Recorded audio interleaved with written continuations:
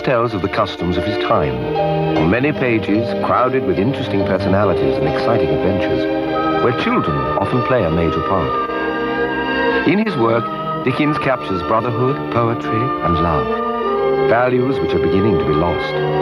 His great heart, his noble ideas, and the memory of a childhood full of ups and downs inspired him to write beautiful tales of children, such as Oliver, whose intrepid and marvelous journey through life is described in a lively and exciting narrative. I can feel you there in my mind, by your fire when nights are cold, and when I start to feel lonely, I sit and talk with you. You're my only consolation. You help me when life is hard. But one thing you never answered. Why do I long for a home?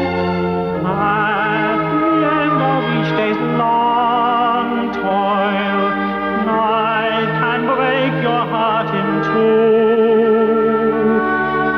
It's a heavy weight upon me, full of pains and misery.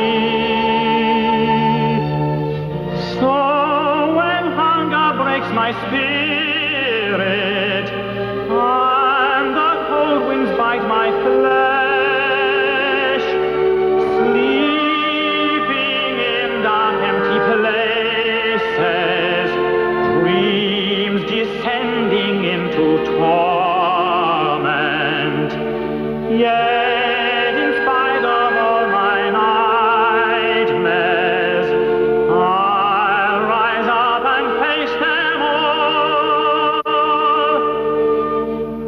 I'll fly high as an eagle.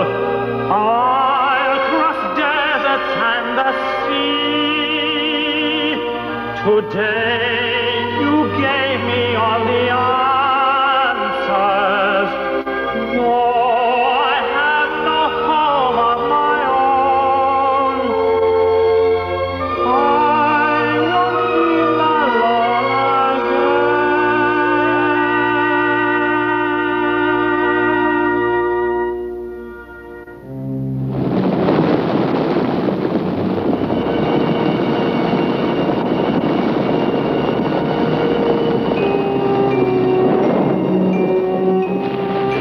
Amongst the public buildings of which a certain city, whose name I think it prudent to keep a secret, there is one which is common to most cities, big or small, the orphanage.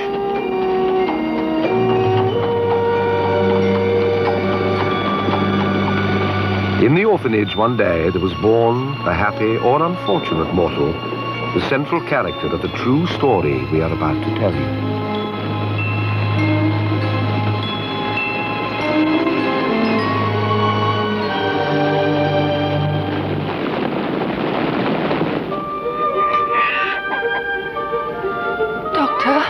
Yes? Let me see my son before I die. Oh, come now, my dear. That's no way to talk, is it? You have to really want to recover.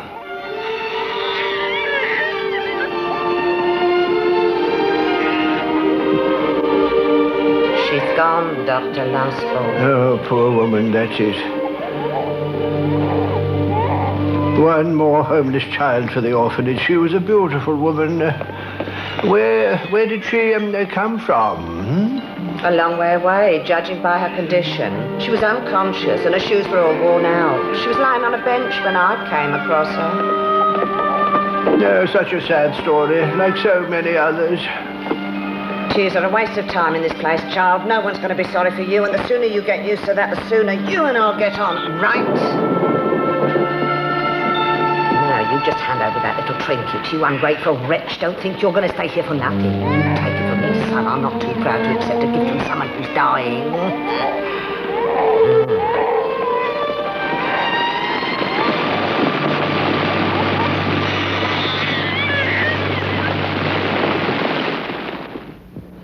Spring, summer, autumn, and winter of the several years passed by. 9 long years, during which the hunger and suffering that dominated Oliver's life were not able to destroy inside his little head the clear and untroubled intelligence that he possessed, his family inheritance.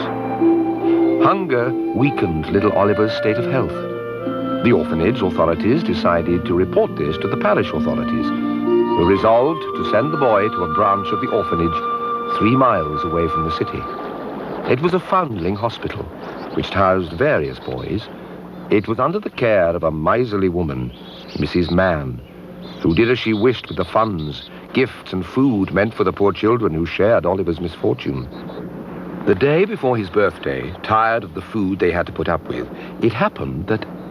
Oh, all we get is rotten soup and a dry crust of bread. Yay, give my bread back. Somebody took mine, so I'll have yours, huh? Give it to me. No, it's mine. Give it to me, you thief. Give it to me now. No, I won't give it back to you. Give me that bread or else.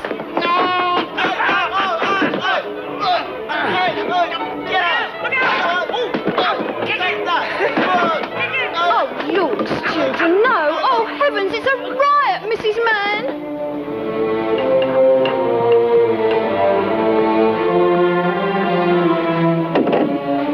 Mrs. Mann, the children are fighting over their dinner. Fighting over their dinner? Anyone would think we starved them here.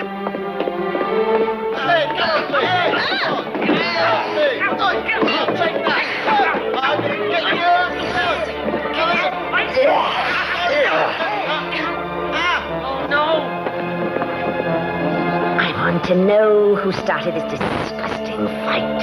It was Oliver, Mrs. Mann. It was Oliver. So, it was Oliver. To the coal cellar!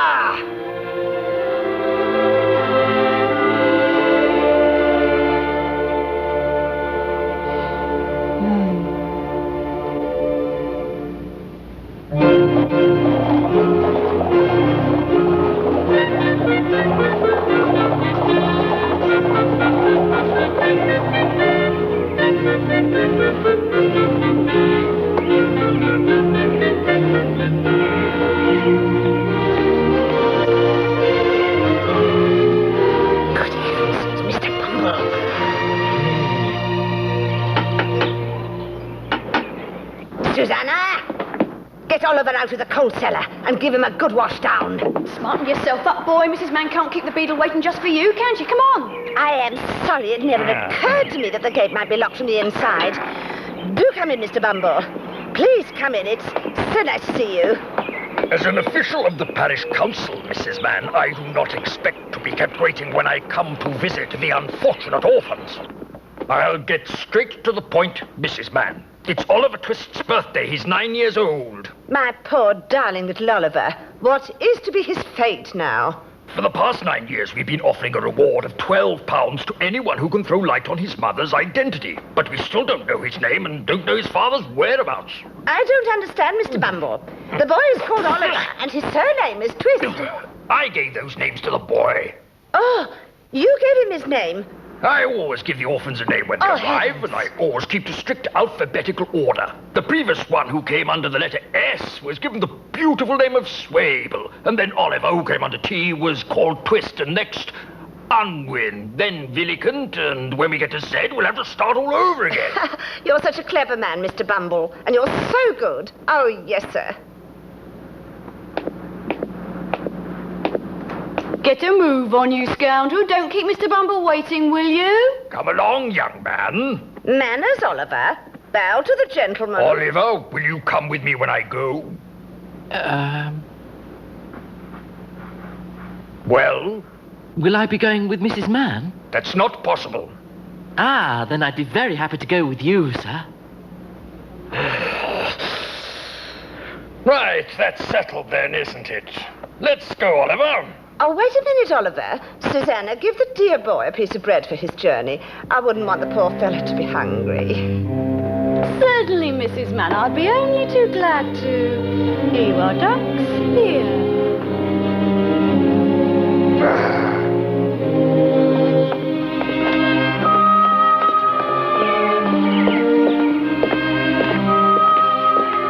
Goodbye, Oliver. Run along now, you're not to keep the parish beadle waiting. I won't forget you. I hope I'll see you all soon.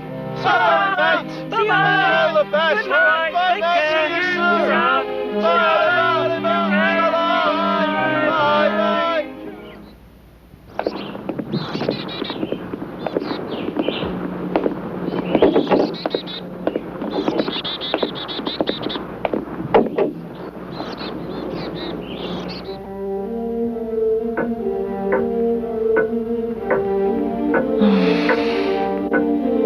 Oh! Look lively, Oliver. The council's meeting tonight and they don't like delays. Come on, the council are insisting that you appear before them. Please, sir, what is a council? Stop asking questions and hurry up. Come on and follow me. Very well, sir.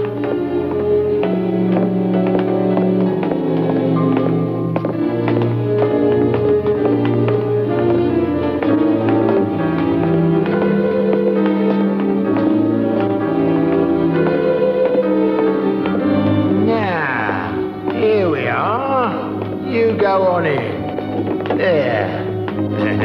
No need to be scared.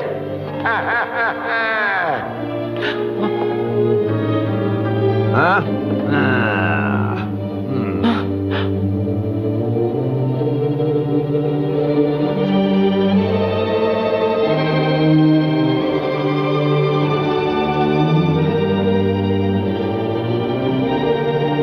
Come closer, Oliver. Take your cap off and say hello to the council. Come closer, I said, boy. Your name is Oliver Twist? I asked you a question, boy. What's the matter with you? Are you deaf or are you just stupid? Answer me. Answer the question, Oliver. Come on. Let me try. Is your name Oliver Twist? Yes, it is, sir. And you know that you're an orphan, don't you? What's an orphan, sir? From what I can see, this boy is a complete and utter idiot. Mr. Rossi, I'll be the judge of that. Of course, sir, forgive me. You know that you have no father and no mother, and that you've been brought up by the parish. Do you follow that much? He's crying. This is absolutely ridiculous. It's painfully obvious that this boy has no idea just how lucky he is. Well, that doesn't matter right now. We've brought you here to make a useful man of you, and that's what's going to happen. You have received an adequate education. Not that we've seen any sign of it. You're going to learn a trade, Oliver. Starting at 9 o'clock tomorrow morning. You're going to start collecting firewood. That's the work you'll do. That's how you will earn your living and learn to pay your way.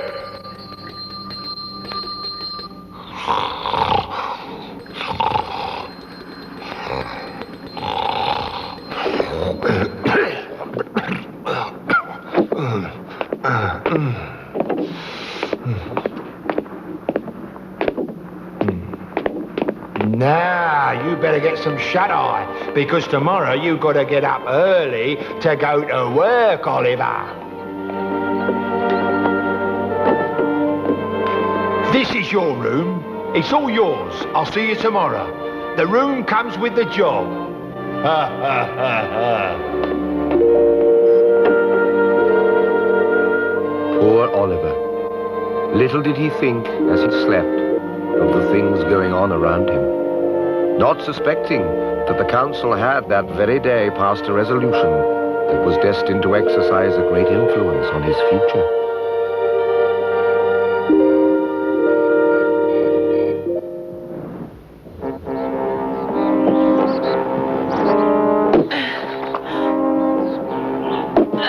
Come on, lazy bones, get a move on. I feel so weak. I'm very hungry. What's the matter with you? You had your porridge this morning, didn't ya? And it's not 5 in the evening yet. Yes, sir. Mr. Limpkins was right all along. What do you think this is, an holiday camp or what? We're not a charity, you know, lad. We can't afford to keep shelling out for your meals and all that. Everything free all the year round. No, son. If you want to eat, you have to work. I don't know what the world's coming to. Everyone expecting something for...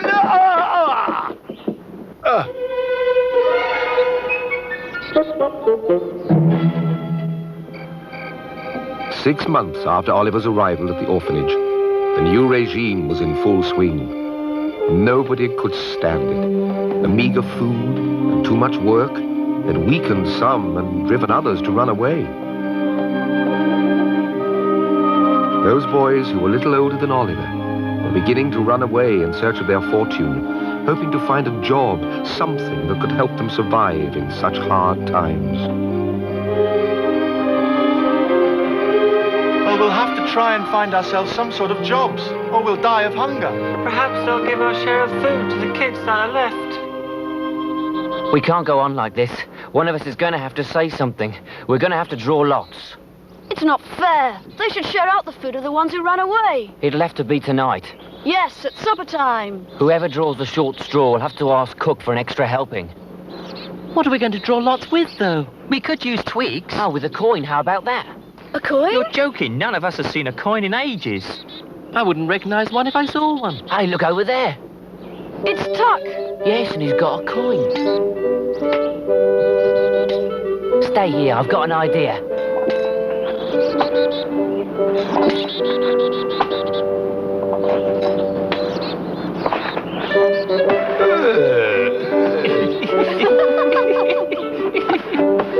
I've got it. That was so easy. What's that? I've never seen one like it. It's a shilling. Come on, let's get on with it. Let's get a move on and look lively, or Tuck might find out that we've taken his money. Come on, you call. Heads or tails? Tails.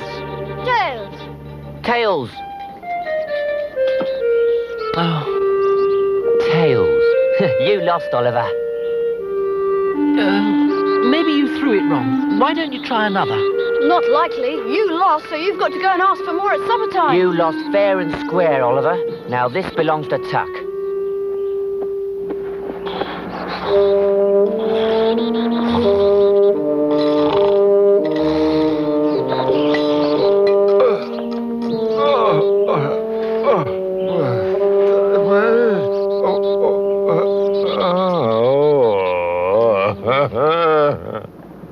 Go easy on that ladle, Cook. You're giving them far too much There's grub. hardly enough to cover the bottom of the bowl. Things are never going to get any better. I'm still hungry.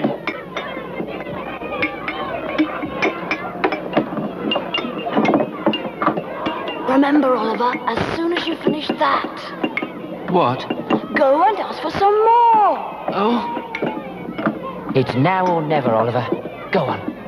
I don't have to go yet, do I? I've got some left. It was decided fair and square, Oliver, so don't try to get out of it now.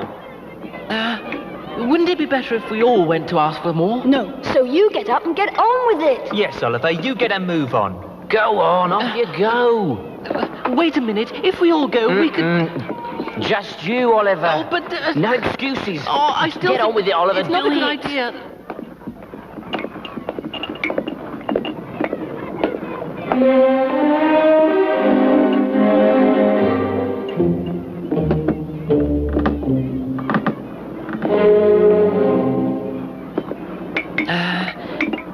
Excuse me, Cook, sir. May I please have some more? What did you say, boy? I asked you if I could have just a little more. You ungrateful little gutter snipe. What's going on? He asked for more, Tuck. I could hardly believe my ears. How dare you even think of such a thing? It's unheard of. I'm sorry, sir, but we're all so hungry. You wait till I get my hands on you. I'm taking you to the council.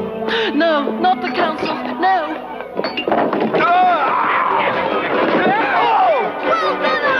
Nice one, Oliver. That showed them. Go on, Oliver. Run, Oliver, run.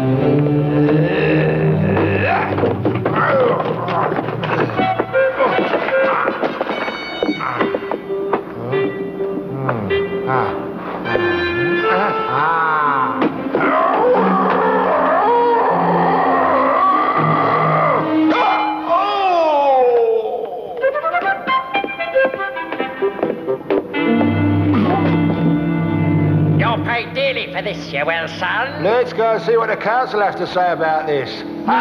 No. Forgive me, Mr. Limpkins, if I'm interrupting you. Mr. Tuck, the council is in the middle of a very serious discussion. What is the reason for this untimely intrusion? As much as it grieves me to be the one to have to lay this before you... with it, Tuck. Oliver Twist asked for more, Your Honour. What? I don't believe it. Ungrateful wretch, what could you have been thinking of? Are we absolutely sure that's what the boy said, Mr. Tuck? Yes, sir. The impertinent scoundrel! I've never heard the like of it before. Are you saying that he asked for more after he had received and eaten the portion prescribed by the rules and regulations? Yes, sir, that's it exactly. Is it possible that Oliver could have done such a thing? It's perfectly clear that he did do it. He must be punished severely, Your Honour. To the dungeon with the lad. No, he deserves worse. He shall be expelled from the poorhouse. Yes, throw him out on the streets. Throw the lad out of here.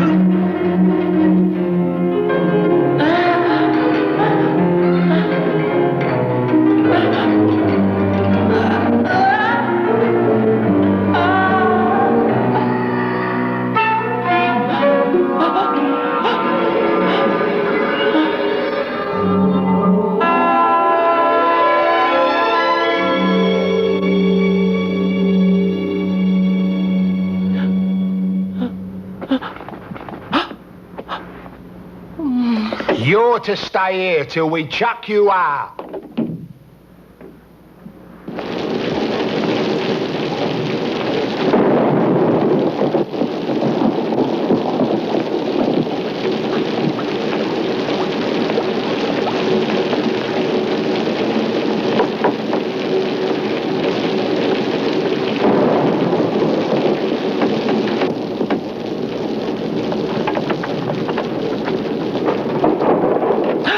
Come on, Oliver. Let's get out of here. But where are we going? No questions. Come on.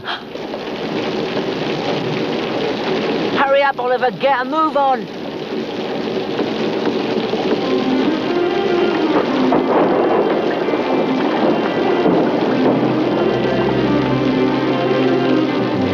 Quick. Get under there. But there's no time to waste. But what's Tuck doing? I'll explain later.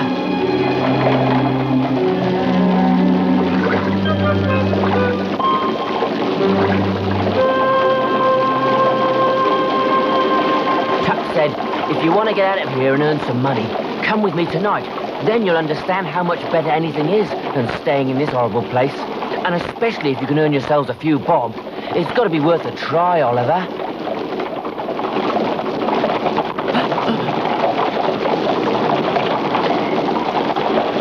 What's that? It's a hamster.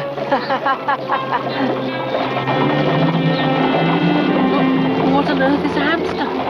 It's a sort of field mouse. A bit stupid and a nuisance. Perhaps he's an orphan like us. Perhaps he hasn't got anyone.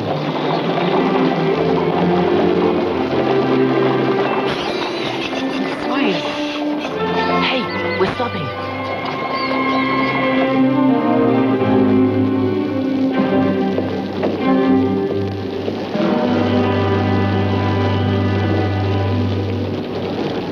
How many boys you got? I've got 4 outside in the wagon. 4? Is that all? I told you I wanted lots more. Lots more. It ain't as easy as all that, Fagin. If any more boys disappear, the council will get suspicious. You're an idiot. Dodger, get down here. Here I am, Chief. I'm on my way. What can I do for you? There's a wagon outside, Dodger, and in it you'll find 4 new workmates. Get 'em in. Yes, sir, General. Right away. I've told you, Dodger, don't call me General. Ah! I've really got to go, Fagin. There you are. Now get out of here. Oh, my hand. Ow! Here are the new troops, Fagin. What do you think?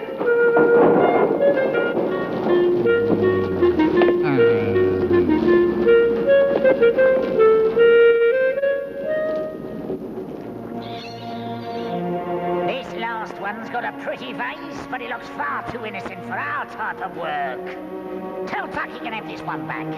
Hang on a mo, Chief. Think about it. That innocent looks a godsend. He'll make a terrific thief. Brilliant, because no one will ever suspect him, will they? Yes. Good thinking, Dodger. Ace? Thief? No. Shh, Oliver. All right, go on, get on with it then. The sooner you learn them, Dodger, the sooner they can get to work, right? At your command, General. Ah, Dodger, what have I said? I'm sorry, Fagin. I didn't mean nothing. Honest, I'm sorry. Sorry. Ah, get out! Your word is our command, General.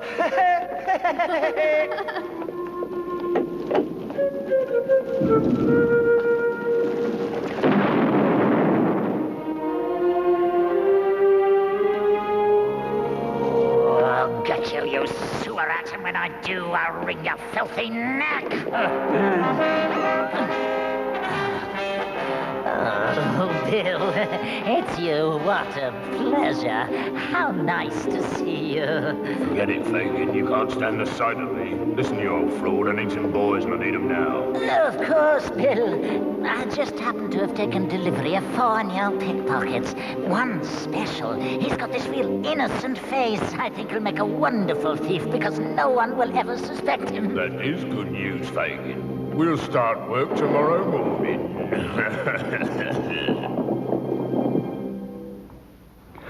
Right now, it's as easy as falling off a log. You've just got to use your head, be a bit nifty with your hands, and a good pair of legs to get you out the way in an emergency. And afterwards, we'll come back here and hand over the loot to Fagin.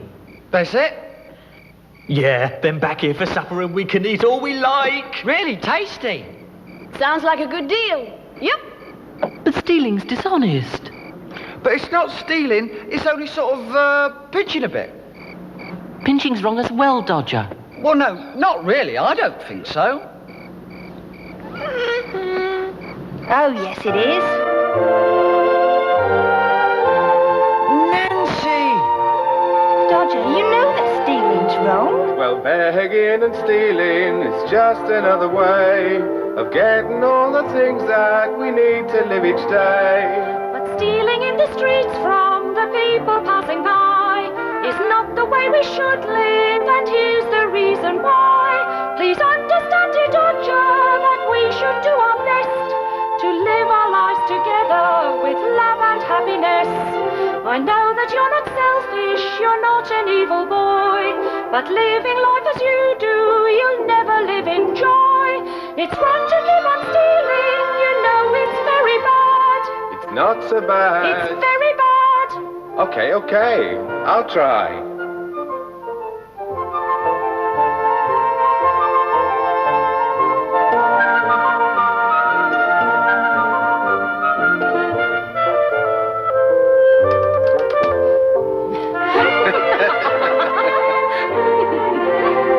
But stealing in the streets from the people passing by is not the way we should live, and here's the reason why.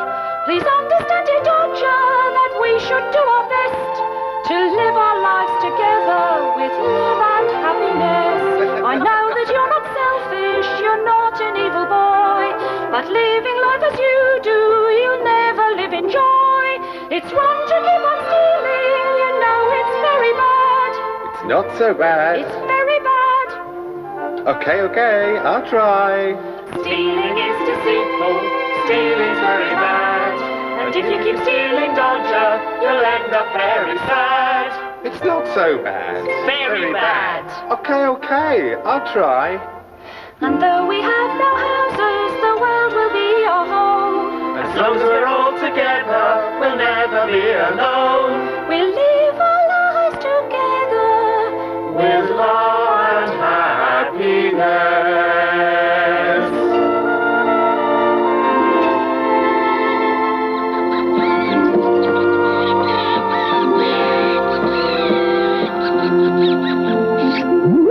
I've got to go.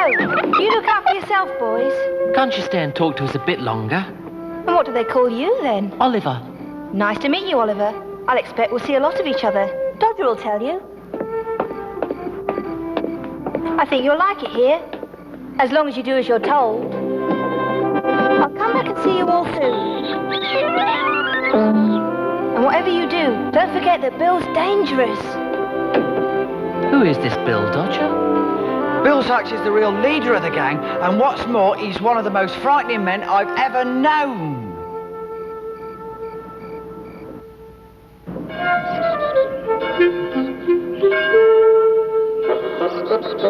The following day, just as Bill Sykes had commanded, the boys went out on their first job.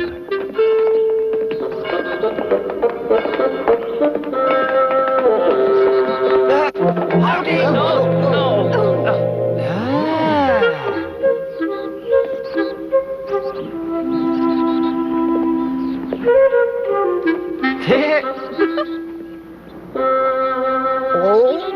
And a very good morning to you, madam. I wonder if you could possibly help me.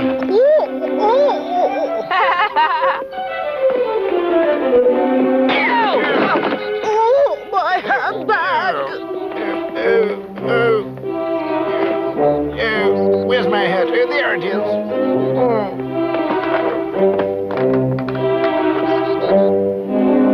Oh, bag snatcher! Run, Oliver! Police! Police! I've caught the thief! Come quickly! Oh! No, he's the thief, not me. Police! Police! Hello. What's that to get in? Oh, officer, thank goodness you've come. This man stole my handbag. No, it's not true. This boy is the thief. And what's more, I was assaulted by this lady. Oh, trying to force the blame onto this innocent boy, you evil man. Oh, you scoundrel. How could you say such a thing, blaming the poor little angel, the poor innocent? Officer, it's obvious this lady is deranged. I tell you, it was this boy. He's the one. Don't you shout at me. Oh, it's a monster. Oh. Excuse me, officer. I witnessed the crime. There were several boys involved in this attempted robbery. The others ran away. I'll assume responsibility for this lad if you will allow me to. Very well, sort I'm happy with that, and I'll sort these two out.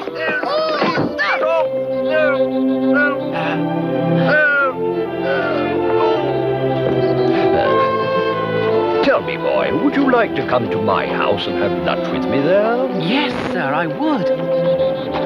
Is this little animal your pet? Yes, sir. His name's Oscarine. He's a hamster.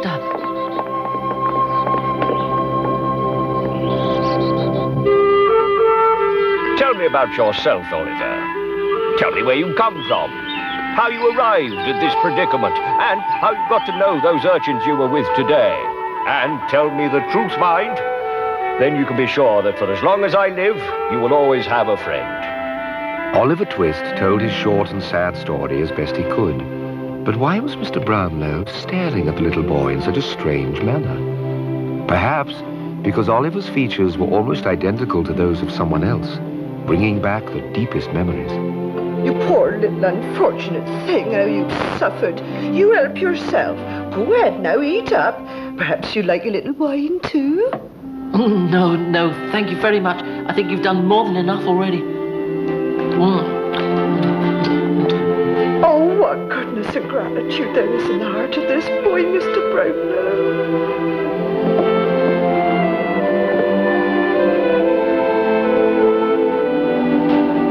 What is it, Oliver? Do you like pictures? Well, I've only seen a few, but I don't think I've ever seen such a beautiful woman.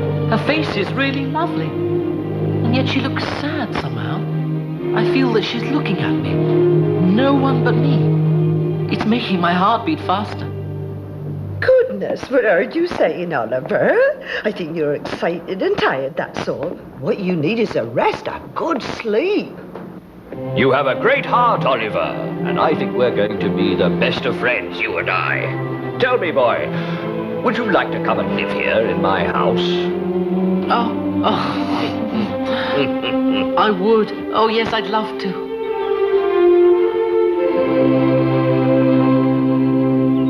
You fools! Where's that boy, Oliver? They'll have him behind bars by now, you useless idiot! You tell me, you growly little worm. Where is he, eh, mate? I don't know. It was some rich gent, Bill. He took him home with him. You tell him everything. He'll leave the Oh, no, Bill. Oliver won't tell. Oh, yes, he will. The little squealer's tricked us. Now listen to me carefully. I want that young whippersnapper back here. I want him right away. Yeah, but how, Bill? I don't care how you do it. If he's not back here soon, you'll all pay for this. Understand? For the first time in his life, Oliver was happy in Mr. Brownlow's home. Now he had what he had never known before: well-being, peace, food, and above all, love and the warmth of a heart. Yes, Oliver had won the affection and the love of the whole house. The little fellow would from now on be surrounded by all the best of attention.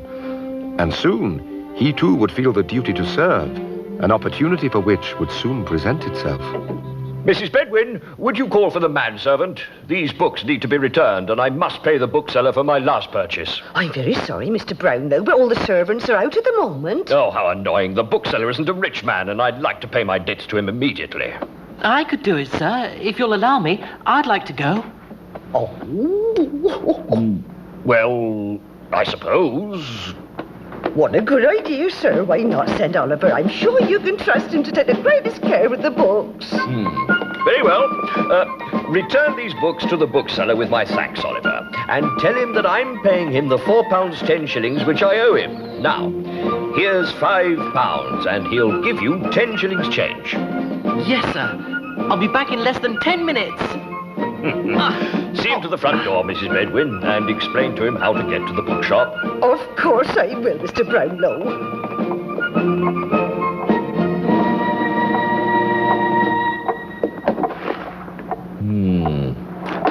Do you think he'll come back, Mrs. Bedwin? I've no doubt at all, Mr. Brownlow. I've seen so much ingratitude from the people I've tried to help that sometimes I can't help wondering. But no, I'm sure that Oliver wouldn't let me down. And don't forget, this isn't just anyone you're talking about trusting, Mr. Brownlow. This time you're talking about our Oliver.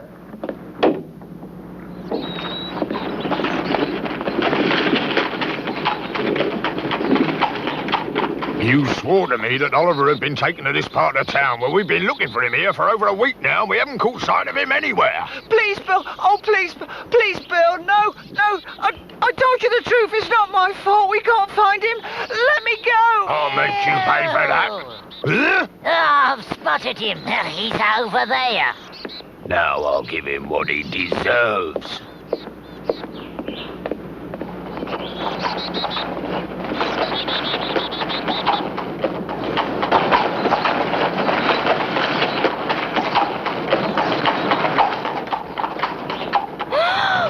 Run, Oliver! Oliver, run!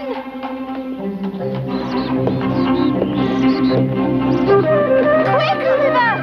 Don't let them catch you!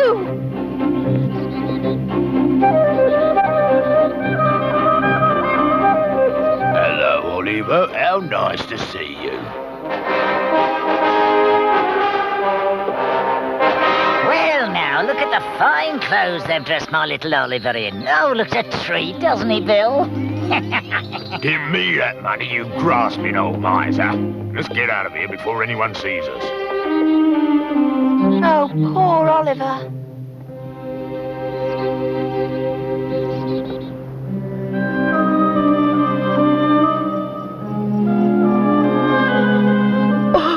It can't be true, sir.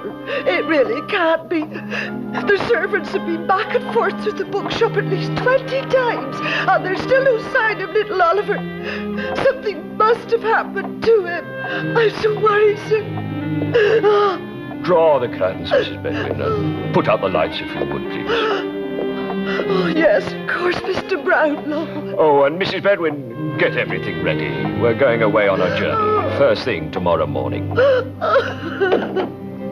Would they be prepared to abandon Oliver to his fate? To expose him to the cruel treatment of some unscrupulous man? Yes. Unfortunately, that was what was going to happen. If it wasn't for the decision of the authorities that meant that something unusual was going to happen that night.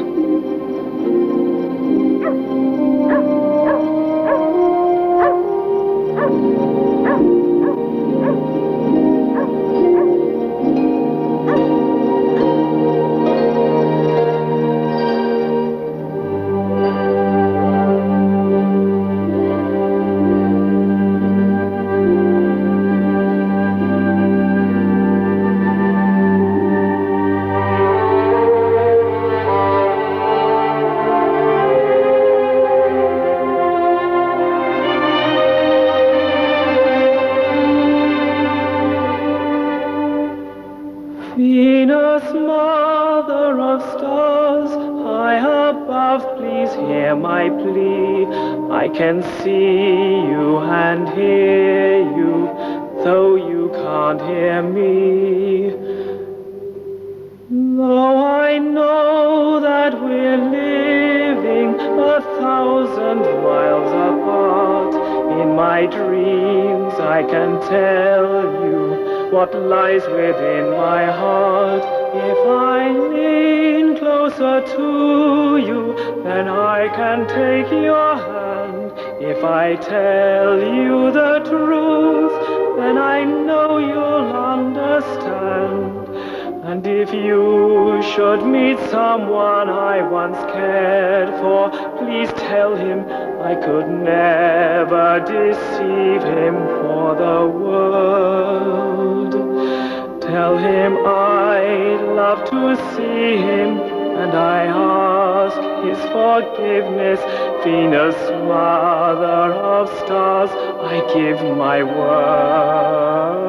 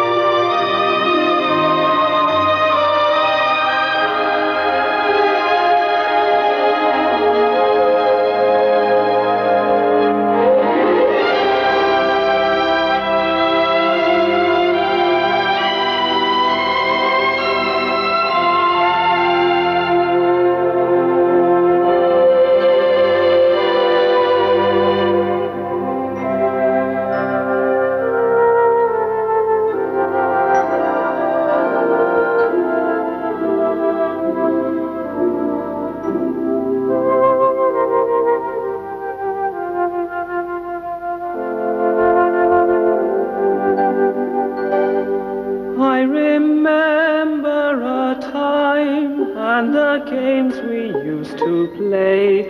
Someone warm, someone good, but it feels so far away. As I wake with a shiver, the rain begins to fall. First she's there, then she's gone. Now there's no one there at all. I can see your reflection dissolving in the rain. Here I am yours. I will be with you again. Venus, mother of stars, are you there?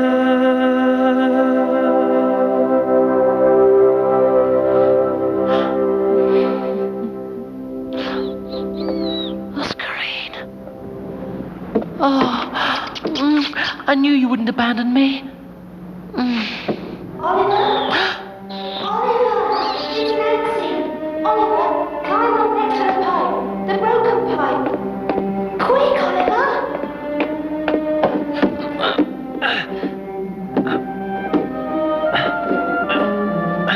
I'm here, Nancy. Listen carefully, Oliver. I haven't got much time. I might get caught. I overheard Fagin and Bill saying they're going to take you with them to burgle a house. They said it was going to be tonight, Oliver. They're taking me? You know, boy, you're small enough to squeeze through a window and open the door. Listen carefully, Oliver. I know what you must be thinking, but I'm your friend, and I've done everything I can to help you. Whatever happens, please be careful. I don't know when there'll be another chance for you to try and escape, but it won't be tonight, I'm afraid. I know how much you've suffered, Oliver, and I know how hard things have been for you here. But don't do anything foolish. Bill Sykes is a violent man, and he'll stop at nothing if he's crossed. You must do everything he tells you. Pretend to go along with him. That way you'll come to no harm. Do you understand? Don't forget a single word I've told you tonight. And take care of yourself, Oliver, for me. If I could help you more, I would. But it's impossible. Goodbye, Oliver. Right, you horrible little good-for-nothing. Come on, get a move on. No, Oscarine. I'm afraid you can't come. Coming, sir.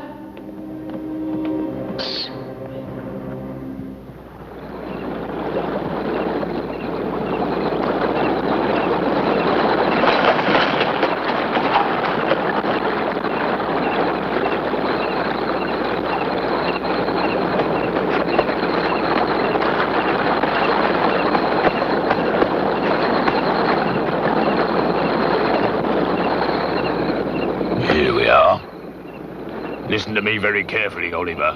You've got to go in through this window, and once you're inside, you'll find a corridor, and you follow that along until you come to the front door, and that's the door I want you to open. Do you understand what I'm saying, boy?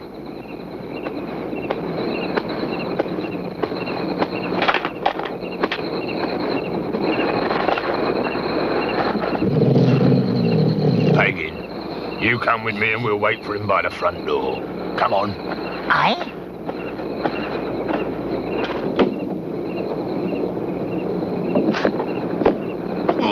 Get a move on, Fagin.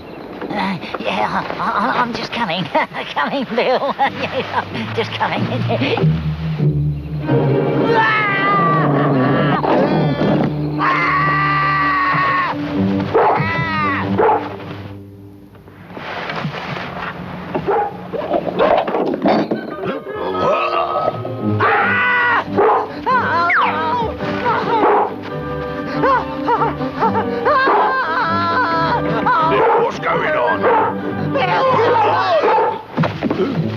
What was that?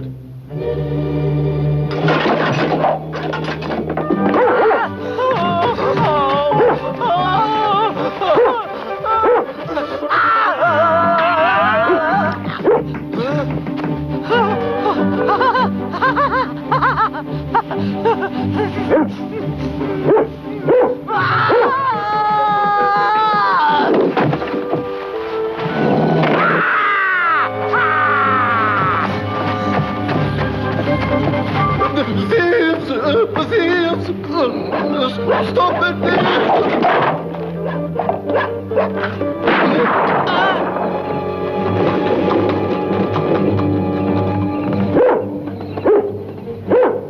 I got him! Hurrah! I've shot the thief! Oh!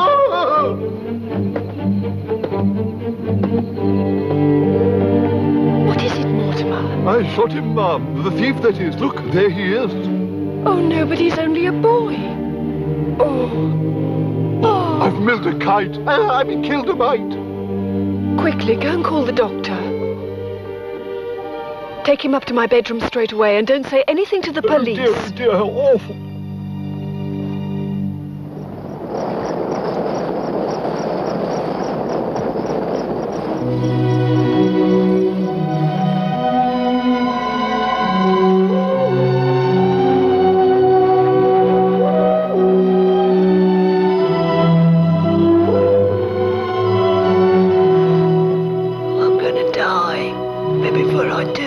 I must tell you something. Yes, what is it, Sally? Listen to me carefully, Mr. Bumble. It was in this very house a long, long time ago. In this very house, I was looking after a young woman with a face like an angel. She arrived in the middle of the night and her feet were bleeding from walking so far and she collapsed from exhaustion. She gave birth to a baby boy before she died. And what is it that you wanted to tell me? That I robbed her. I robbed her, sir. That you robbed her? Oh, I took the only thing of value that the poor woman owned. It was a gold locket. She wore it round her neck. May God forgive me, oh, Mr. Bumble. Mr. Bumble, it was the only thing in the world that might have helped her poor little son. Well, go on, Sally. What happened next? I want to know. She entrusted me with the locket and told me to take great care of it. It was the only thing she had that could prove the identity of her baby boy. I remember her saying to me, "Don't let my son be brought up as an orphan. You must help him to seek out his relatives." Inside the locket was a portrait with a name and a gold wedding ring. What was the boy's name? You named him, sir. Oliver Twist. The small boy was so much like his mother. And the gold, Sally. Tell me, where's the gold? The locket I took from her, sir. Here it is. Oliver Twist. Tell me, Sally, my dear, how are you feeling? It appears she's dead. The boy doesn't look like a robber's accomplice to me. You can't be sure, Rosa. These days you'll find that evil is everywhere. But surely, Dr. Losborn, you can't believe that such a delicate young boy could possibly be involved with a band of thieves and criminals? Well, perhaps you're right. The boy certainly has a gentle face. Anyway, the wound is only superficial, Rosa, and as soon as he recovers, we'll be able to hear his side of the story. Thank you, Dr. Losborn. I shall look after this unfortunate creature myself and make sure that he recovers completely.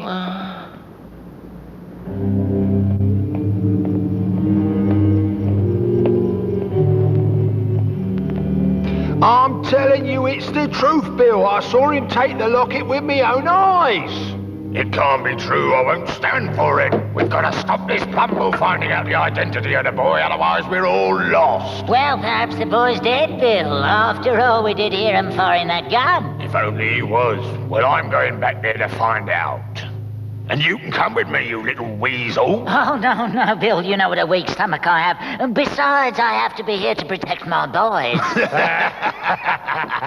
Tuck, can you take me to your friend Bumble? I think we should ask him for a loan of this locket. Of course, Bill. It will give me a great pleasure to pay our friend a visit. Let's go and tell Nancy about this straight away, Swable.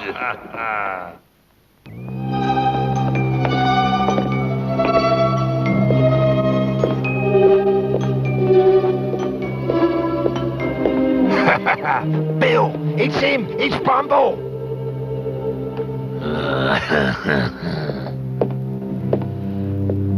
Landlord, a beer, if you please. of course, sir. A very good evening, sir. Excuse me, I don't think I've had the pleasure. Oh, no, indeed, sir. I think you'll find the pleasure is entirely mine, Oh, Mr. yes? Bumble. What do you mean? Hello, Mr. Bumble. Tuck, what are you doing here? Excuse me, here's your beer, sir. Thank you. Bring the gentleman a bowl of soup, landlord. A bowl of soup? One bowl of soup, right away, sir. Now, don't be alarmed, Mr. Bumble. We have a favour to ask you. What we want is a certain little gold trinket that you have in your possession. Indeed, sir. I have no idea to what you are referring. I'm afraid you must be mistaken. Perhaps you didn't quite catch what I was saying. I'll try and put it a little more clearly. But I've shown... Your soup, sir. Just a minute, Bill. Why don't we wait until the gentleman has tasted his soup? After all, I'm sure he must be very hungry. Oh, yes, of course.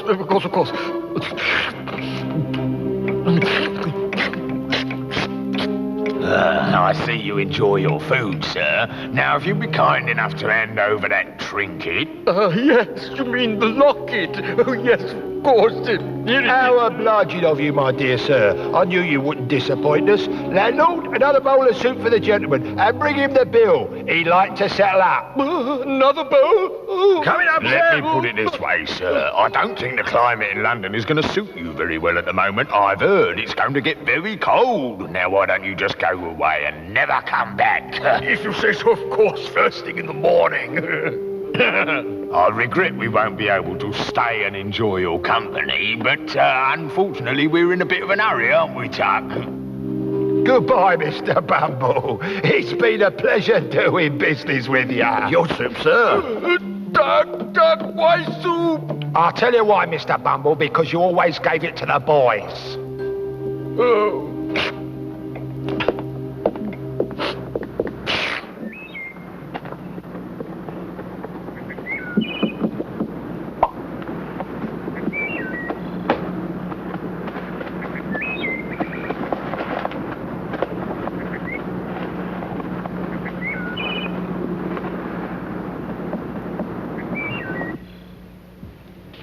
The doctor and I are very pleased with you, Oliver. The professor tells us that you've made great progress with your studies. Does he really, Miss Rosa? He certainly does, Oliver. But the most important thing is that you're feeling well again. I'm so relieved we were able to save you from the cruel circumstances you were telling us about. It makes me very happy. If only I hadn't been quite so ungrateful to Mr. Brownlow. But you weren't ungrateful. You were merely the victim of certain ruffians. We could visit Mr. Brownlow if that's what you wish, Oliver. Oh, yes, please, Miss Rosa. I'd like that more than anything. Very well, Oliver. Tell Mortimer to get the carriage ready. We're going to visit Mr. Brownlow. Come on, Mac, come on. Let's go and tell Mortimer about the carriage.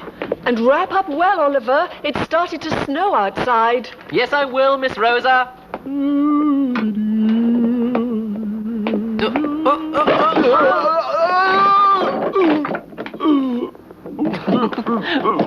Mortimer, get the carriage ready. We're going to Mr. Brownlow's. Oh, I see. Yes, sir.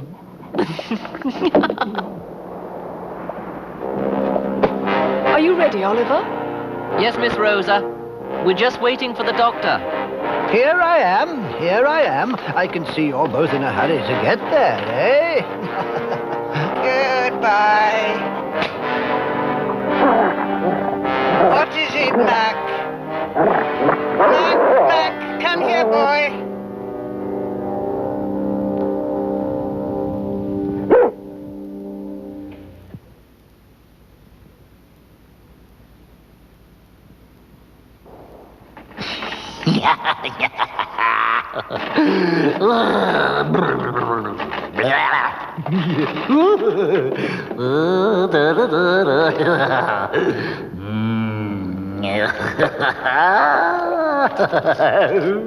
Lovely, lovely, lovely, lovely. Yeah. Oh, it's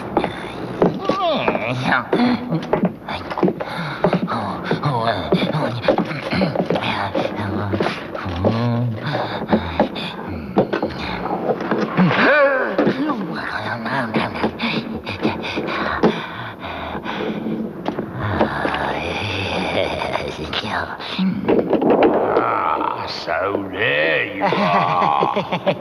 Silly little worm. The boy's still alive. Do you hear that? Oliver's alive. I swear I won't rest until that boy's dead. I'll see him 6 feet under. Look, Bill, why don't you forget about him? After all, you've got the locket and no one will ever be able to find out who he is now. Never! No one makes a fool out of me. Besides, while the boy's alive, he can still squeal on us. You thought of that? No, we can't take the risk. The boy must die. Not so loud, Bill. Someone might hear us.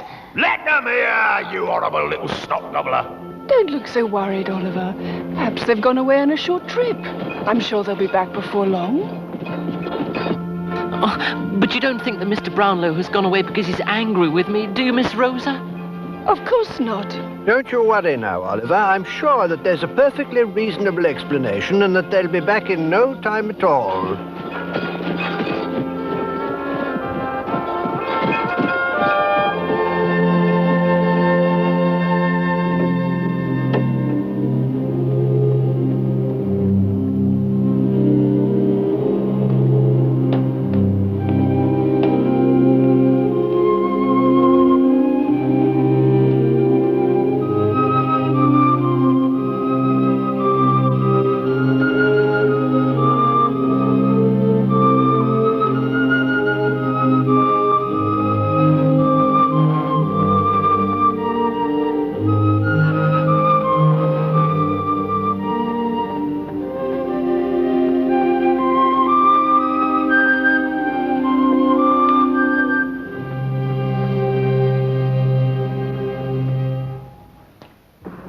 Right, lads, it's time for action and no mistake. We've got to get hold of that gold locket. I've already consulted with Nancy and she's told me young Oliver's alive. But how are we going to get the locket? Listen, Bill's got it, and right now he's sleeping off too much beer.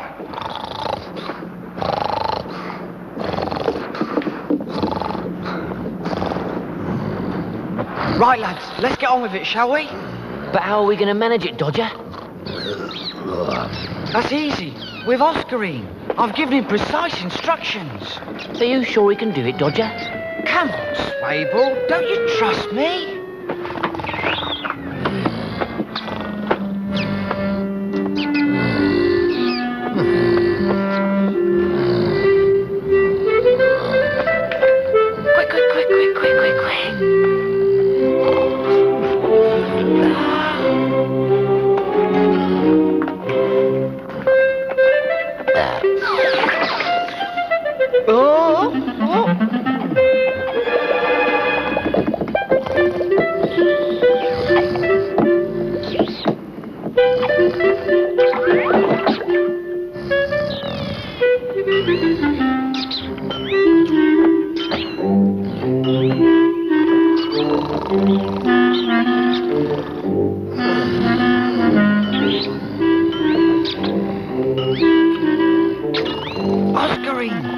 Oscarine, get the locket. It's in Bill's bag.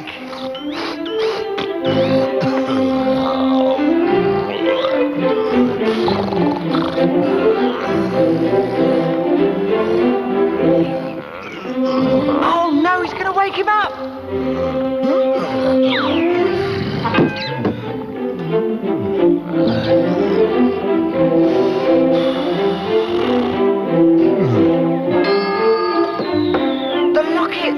Careful, Dodger. Please, Oscarine, hurry up.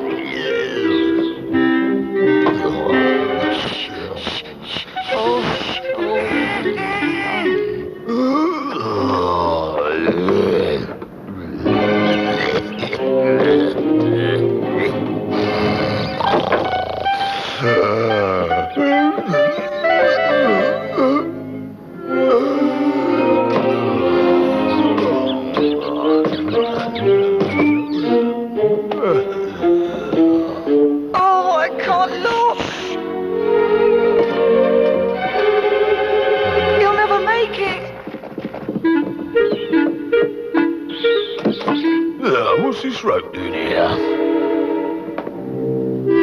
And where have you been, girl? I've been out, Bill. I've stolen something really nice for your dinner. Liar! Look out behind you, there's a man! What?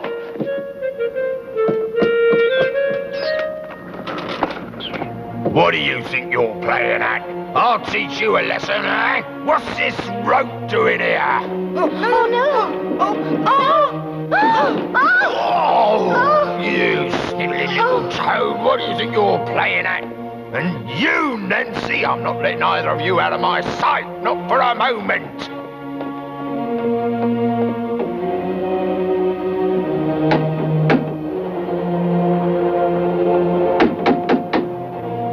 I'm afraid Miss Rosa isn't at home. No. Oh dear. Rosa, marvellous news. I just happened to be passing Mr. Brownlow's house, and I saw an elderly gentleman getting out of a carriage and going into the house. I asked his housekeeper immediately, and she confirmed that it was Mr. Brownlow. Isn't that wonderful, Rosa? Of course, Doctor. It's just that something's troubling me at the moment. As I was coming into the house earlier on, Doctor, a young girl was waiting outside and she gave me this letter to read and said that if I really did love Oliver, then I was to read this letter very carefully. Would you like to see the letter? You read it. Hold this for a moment, Mortimer. There's a good chap. Yes, sir. No, I don't understand a word. No, I think it's upside down. Doctor, allow me to take your cup. I am a member of the gang of thieves run by Fagin. I can tell you about the only evidence that proves who Oliver really is, but I tell you that this proof could cost Oliver his life unless you do something quick. I've slipped away from some people who wouldn't hesitate to kill me if they knew I'd done this. Bring a good friend with you and meet me next Sunday. Be at London Bridge at midnight. I'll be there if I'm alive and well. Oh, yes. Now you can understand why I'm feeling so very troubled and nervous, my dear Doctor. Rosa, I'm sure things aren't as black as you're painting them. Don't worry, Oliver is with us, and we'll see that no harm comes to the lad. But it's not just Oliver's safety I'm thinking of. It's the safety of that young girl, too. She's risking her life to let us know Oliver's true identity. But what does Oliver's identity matter? He's happy here with us, Rosa. It is important, Doctor. The boy has a right to know all about his family. Yes. Would you like you to pour me another cup of tea, Doctor? Of course, and there's no doubt at all, Rosa, that we'll have to exercise the greatest care. I believe we should go to Mr. Brownlow immediately and tell him all about the letter. Are we going to tell Oliver? Oh, no, Doctor. He mustn't find out anything about this until the matter has been resolved. Rosa, are you sure that this... We shall call on Mr. Brownlow immediately. We must be careful, Rosa. Do you really think Mr. Brownlow will...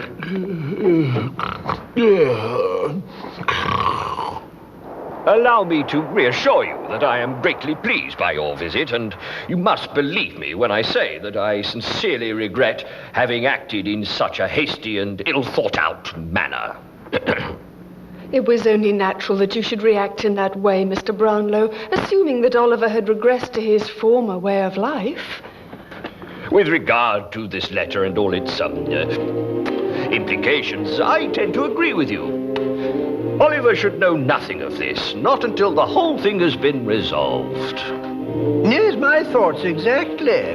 And if you will permit me, Rosa, I would be grateful if you'd allow me to accompany you on Sunday night.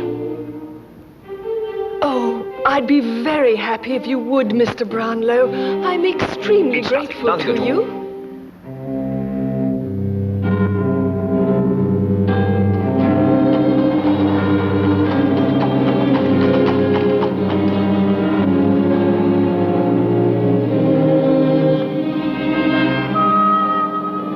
Do you think she'll come, Mr. Brownlow? Let us hope so, my dear. Look, there's someone coming. Yes, it's her. Please, anyone can see us here. Let's go to the bottom of the steps.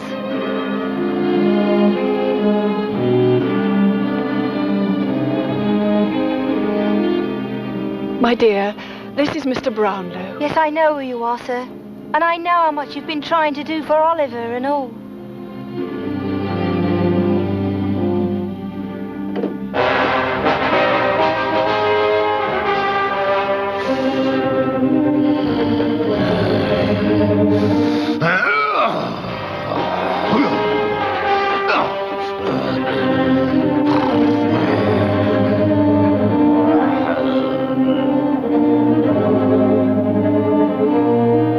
But what or who is it you are afraid of, Nancy? I can't tell you, sir. But all day I've had this terrible feeling that something dreadful's going to happen. Does anyone else know that you've come to meet us here tonight, Nancy? Anyone? I don't think so. In your letter, you said you had information which would prove Oliver's identity. Not so much information as something I've got, Mr. Brownlow. Explain yourself, my dear. I have something that belonged to Oliver's mother. To Oliver's mother? Are you sure about that? Yes, as sure as I'm standing here. I wouldn't lie to you. And this thing proves Oliver's identity? Judge for yourself, sir.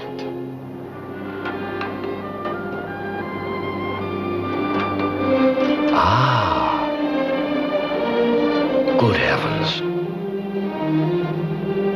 Is something the matter, Mr. Brownlow? No, it's nothing, Rosa. Tell us, Nancy, how can we help you? There's no way you can, sir. No one can do anything for me. But there must be something. No, there's nothing.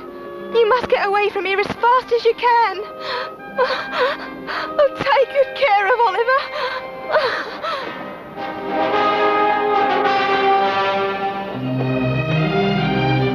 Have courage, Nancy. Nancy! Is there nothing we can do, Mr. Brownlow? It's awful. Poor creature. What will become of her?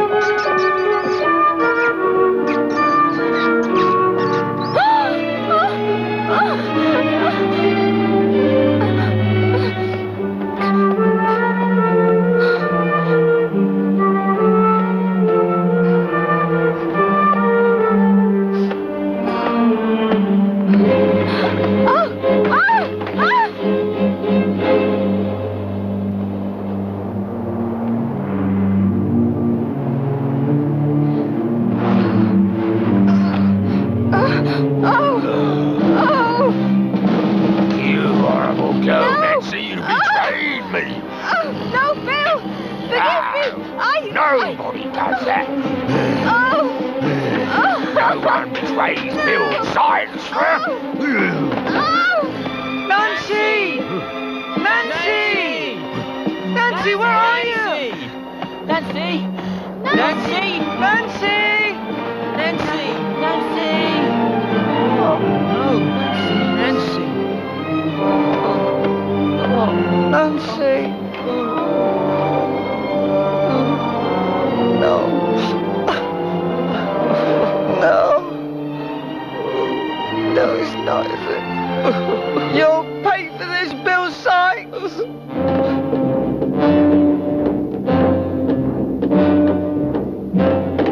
Fagin! Tuck! What's going on? Oh, yes, that's good. What are you doing there, sucking going on behind my back? Oh, no, nothing of the sort, no. You betray me and you'll regret it. Oh, no, Bill, no, I swear we'd never do anything like that. Oh, no, never. I hope not. For your sake. Quick, give him some money, Tuck.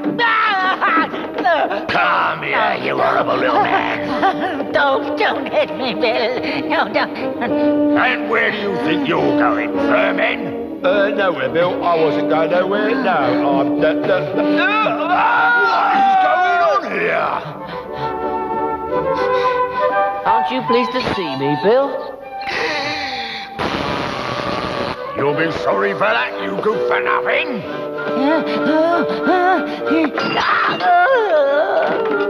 I'm getting angry.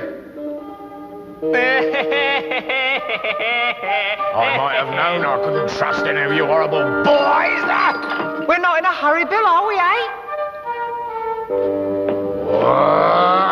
Where's Nancy, then? You little rat. Quick, over here.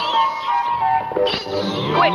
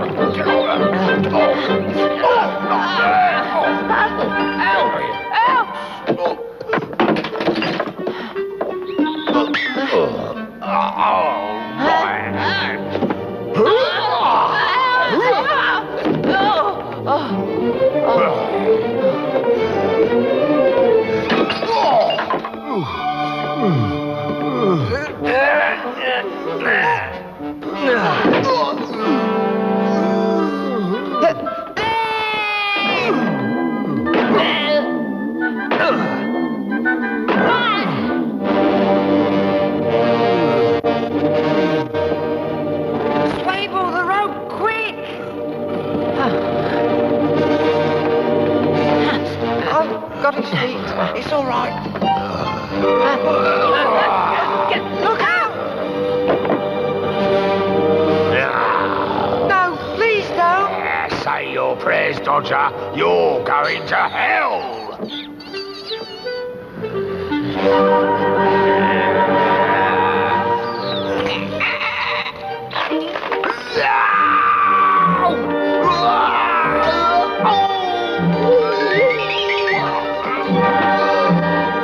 He's getting away! Oh. You'll never catch Bill Sykes!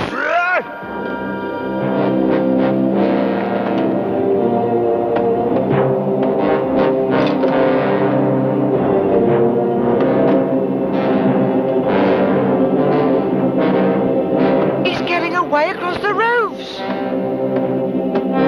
There! Look down there, Dodger! Oh, look at him up there! Who's that? What's he up to?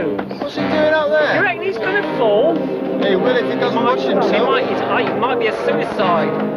You reckon he's going to jump? There? Yeah. Well, I don't know what's going on. I've only just got here.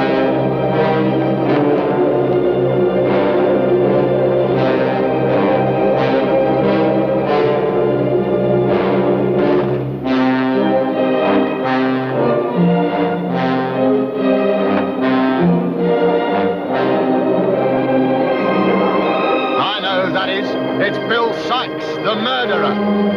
Look, Swable, he's getting away.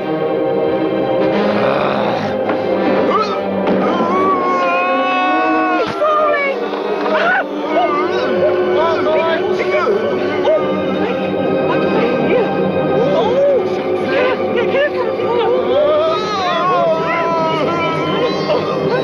You're not going anywhere now, you murderer. But Swable, how did the police find out so quickly? Dodger! Look, it's Mr. Brownlow. Mr. Brownlow! Hey! Hey! Hey! Let's give the police a hand. What are you going to do?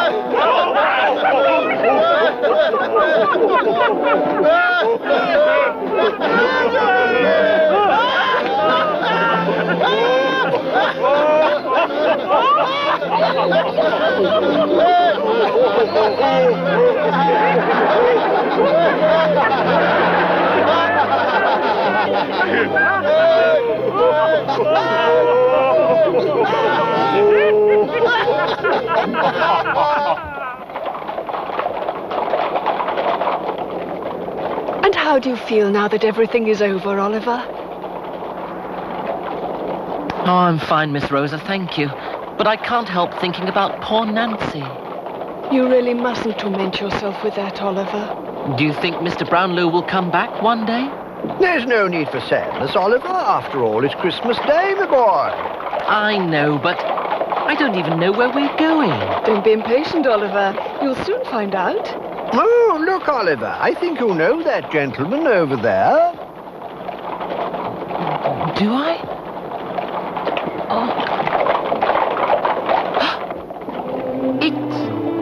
It's Mr. Brownlow. Yes, Oliver, it is. Stop, Mortimer. Mr. Brownlow, it's me, Oliver. Mr. Brownlow, it's me, Oliver Twist. Oh, Oliver! My lad, you're Mr. back. Brownlow.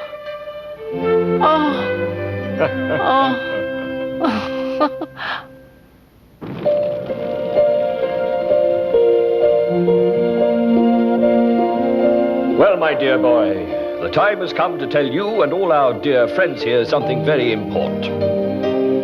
My dear friends, I have the greatest pleasure in telling you that this boy's days of suffering and neglect are over for good, because we have found now the key to Oliver's identity. We know who his mother was and the family to which he rightly belongs. My family? You mean I really do have a family, Mr. Brownlow? That's right, Oliver. Yes, you do. And from now on, you're going to live with them.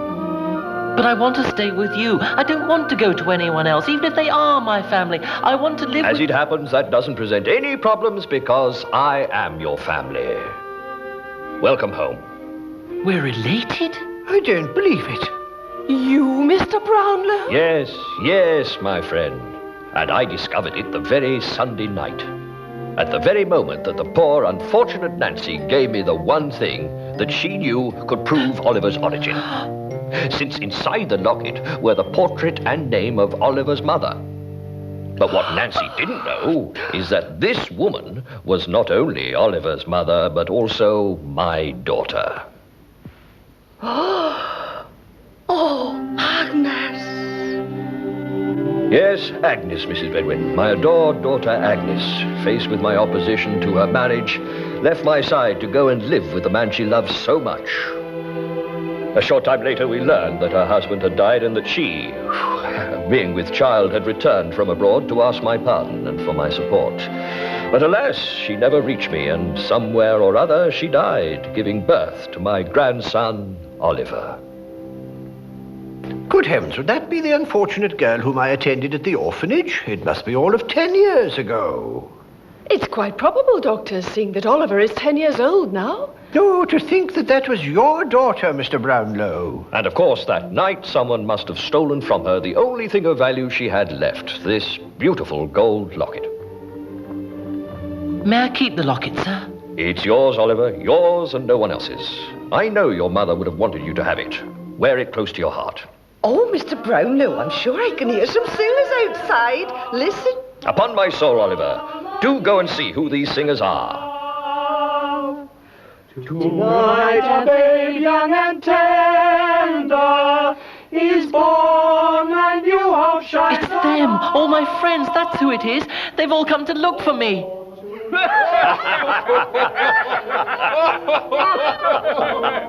Oliver! Roger Swable! Oh. Oliver, it's good to see you again. Michelle Villikent, it's so good to see you both. Oliver, there's someone else who came along with us who I think would like to say hello. Nancy.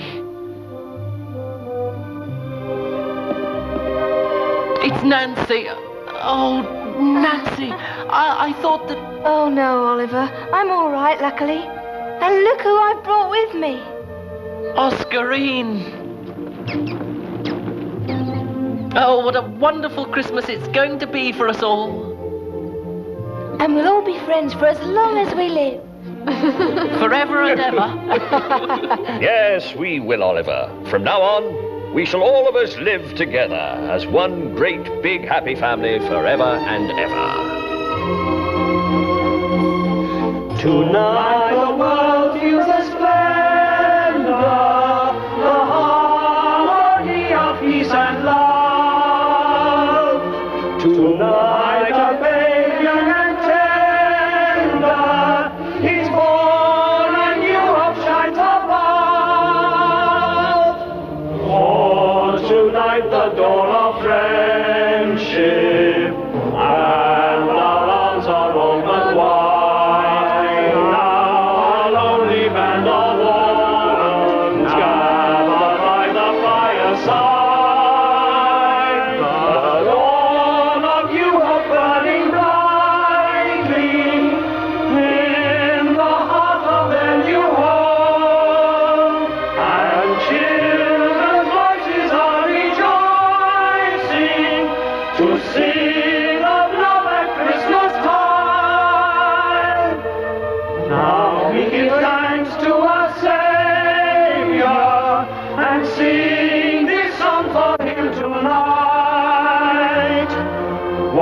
We were lost and forsaken until we saw his guiding light. As we gather here together,